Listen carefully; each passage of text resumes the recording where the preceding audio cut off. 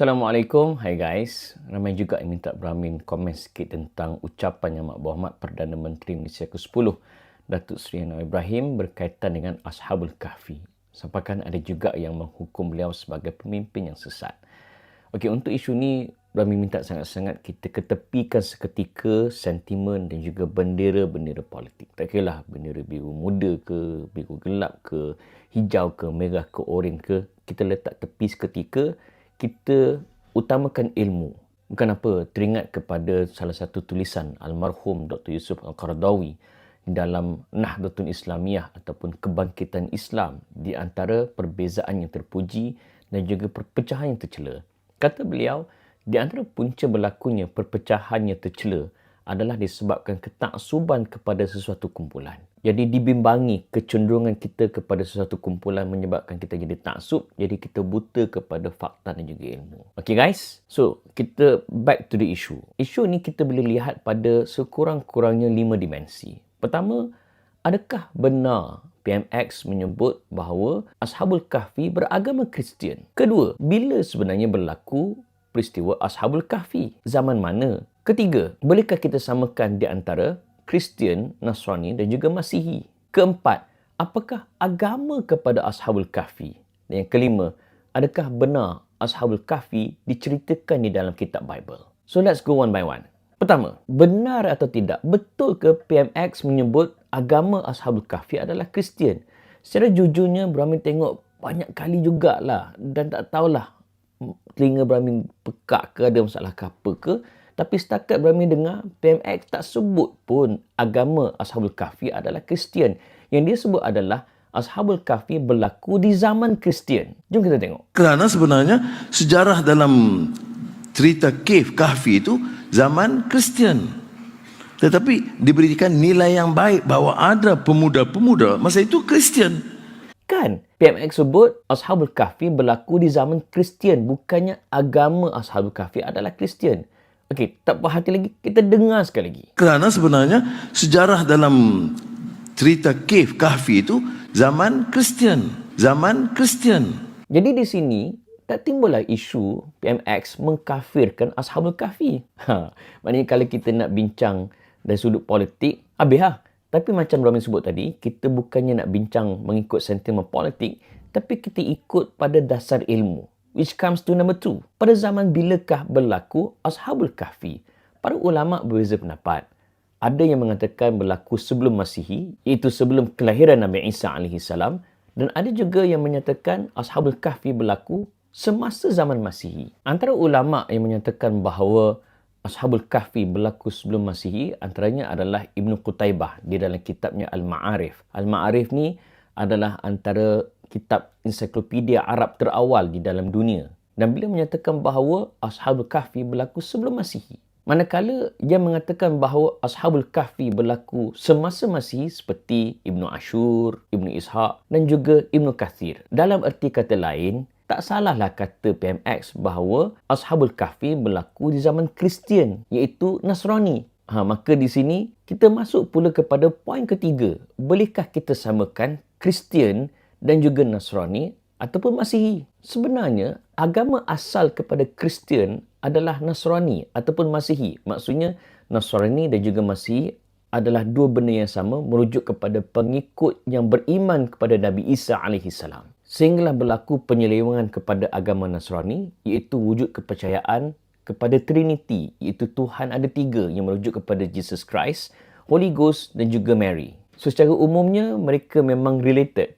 Jadi, bolehkah kita panggil Kristian merujuk kepada Nasrani? Ada fatwa di dalam Fatwa Darul Ifta' Jordan. Fatwa yang bernombor 2676 bertarikh 9 September 2012. Fatwa itu memutuskan bahawa tidak salah menggunakan istilah Kristian merujuk kepada Nasrani dan juga Masihi. Dalam arti kata lain, atas kita lah kita nak faham adakah Kristian yang dicakap tu mengikut konteks merujuk kepada Nasrani ataupun Masihi, ataupun bila kita tengok mengikut konteks merujuk kepada Christian Trinity. Sekali lagi, kalau kita tengok pada fakta, kenyataan ataupun ucapan PMX, tak salah pun. Kerana sebenarnya sejarah dalam cerita Cave Kahfi itu zaman Kristian. Tetapi diberikan nilai yang baik bahawa ada pemuda-pemuda masa itu Kristian. Okey, yang keempat, apakah agama kepada Ashabul Kahfi? Ibnu Ashur berpandangan bahawa Ashabul Kahfi beragama Nasrani. Begitu juga Ibnu Katsir di dalam Bidayah wa Nihayah. Beliau juga berpandangan yang sama dengan Ibnu Ashur. Cuma Bramin lebih cenderung dengan pandangan yang disebutkan oleh At-Tabari. Di dalam kitabnya Jami'ul Bayan, kata beliau, Ashabul Kahfi adalah Muslim yang merupakan pengikut Nabi Isa yang berpegang kepada Tauhid. Dan ini bersandarkan pada hadis Nabi SAW yang diriwayatkan Imam Ahmad. Sabda Nabi, Al-Anbiya'u ikhwatun li'illatin. Para Nabi bagaikan adik-beradik sebab apa? Dinuhum wahid. Agama mereka satu. Wa ummahatuhum syatta. Cuma yang berbeza adalah syariat mereka. Dan sekali lagi, bila PMX menghuraikan tentang Ashabul Kahfi, beliau memetik ayat Allah dalam suratul Kahfi, innahum fityatun amanu bi rabbihim wazidnahum huda. Sesungguhnya mereka itulah para pemuda yang beriman kepada Tuhan mereka dan ditambahkan petunjuk kepada mereka. Innahum fityatun amanu bi rabbihim wazidnahum huda. Anak muda dengan keyakinan mereka, dengan iman mereka, Allah tambah petunjuk kepada mereka. Mengapa? Kerana ini soal nilai, soal prinsip.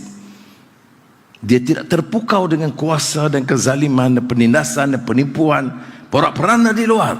Dia pilih untuk selamatkan diri mereka kerana terpahat dalam hati sanubari mereka. Apa dia terpahat? Warabatna ala qulubihim.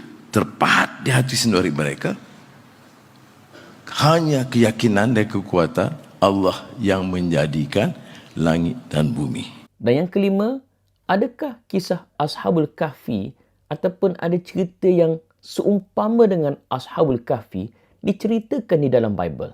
Jawapannya, tak. Yang ni PMX tersilap. Memang Bible tak kira New Testament ke, Old Testament ke, tak ada kisah yang seperti dengan Ashabul Kahfi, apatah lagi yang sebiji dengan Ashabul Kahfi. Adakah tak cerita langsung di dalam agama Kristian? Jawapannya ada. Ianya merupakan kisah yang disampaikan di dalam khutbah ringkas di Gereja Ortodoks Timur. Dan kisah ini dikarang oleh seorang pemuisi dari Edison yang bernama Jacob of Syriac. Dia lahir pada tahun 450 Masihi dan meninggal pada tahun 521 Masihi. Dan juga ada cerita yang seumpama dengan Ashabul Kahfi disebutkan oleh Gregory of Tours pada tahun 594 Masihi. Ini kira-kira 20 tahun, 50 tahun sebelum kelahiran Nabi SAW pada tahun 610 Masihi. Kisahnya ada seorang pemerintah yang bernama Decius. Dia memerintah bermula daripada September 249 Masihi dan dia mati terbunuh pada Jun 251 Masihi. Di zaman ini, ada sekumpulan pemuda yang beragama Kristian. Decius ni pula, dia anti-Kristian. Lalu 7 pemuda ni, dia pergi bersembunyi di sebuah gua. Dan ada cerita mengisahkan Decius tu mengarahkan agar ditutup gua tersebut. Maka pemuda-pemuda ni ditidur dalam gua sehinggalah dia bangun pada zaman bukan Decius lagi tapi Theodosius, iaitu kurang lebih beratus tahun selepas itu. Sebab sebelum zaman Theodosius adalah zaman Konstantin. Sebelum zaman Konstantin adalah zaman Decius. Lama tu. Dan gua itu dibuka oleh pemilik tanah tersebut pada tahun-tahun kemudian. Dan lelaki ni ada yang keluar bila dia pergi nak membeli makanan. Dia tunjuk shilling zaman Decius. Dan tidak ada seorang pun yang kenal shilling tersebut. Ialah zaman lain. Dan bila dia kembali ke gua, barulah dia tahu rupanya mereka baru bangun setelah beratus tahun mereka tidur. So kisah inilah yang dikatakan seumpama dengan kisah Ashabul Kahfi. Kesimpulannya, kita bila ada berbeza pendapat, jangan hanya kerana sentimen politik, kita cepat menghukum orang, mengkafirkan orang, menyesatkan orang. Benda ilmu, kita bincang secara ilmiah. Supaya akhirnya yang mendapat manfaat dan faedah adalah masyarakat. Terutama sekali Muslim. Dan paling utama, kita jadikan suratul Kahfi sebagai amalan kita pada setiap malam Jumaat. Kita baca 10 ayat awal, kita baca 10 ayat akhir. Mudah-mudahan kita akan terselamat daripada fitnah Dajjal.